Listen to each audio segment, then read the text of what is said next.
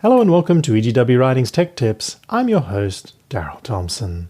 Thank you for joining us today in another of our series on learning how to use the EGW Writings 2 app on your iPhone.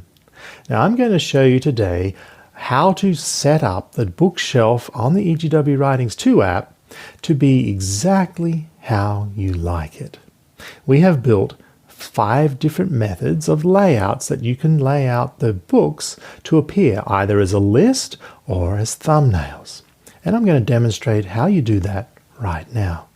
In the side menu here, there's settings, and to open the side menu, you click on the little tiny sandwich icon in the top right hand corner, and then I click on settings, and right there in settings you see this big slider, and there's bookshelf layout. Now if I come here and I slide it all the way to the left, it's going to put the books in list mode. So if I come here and go to all collections and I click on books, you can see now that I have a list of all of the books in their book code form. So that is bookshelf layout step 1. Now if I click back here and I go to step 2, you'll now notice that it gives me the books in a list of titles. Okay?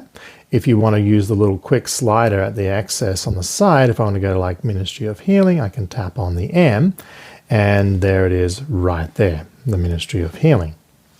Now, the next step in the bookshelf is book thumbnails.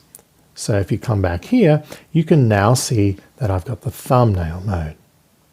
Now the next mode is it zooms in a little bit and makes the books a little larger if you have difficulty reading the smaller size.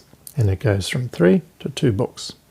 And the last one brings up where it will show you the book cover and gives you a little bit of information about each book.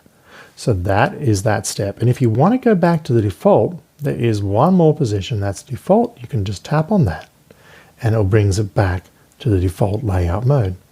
So they are the 5 different layout styles that you can use within the EGW Writings 2 app, and that's how you set it up in the settings.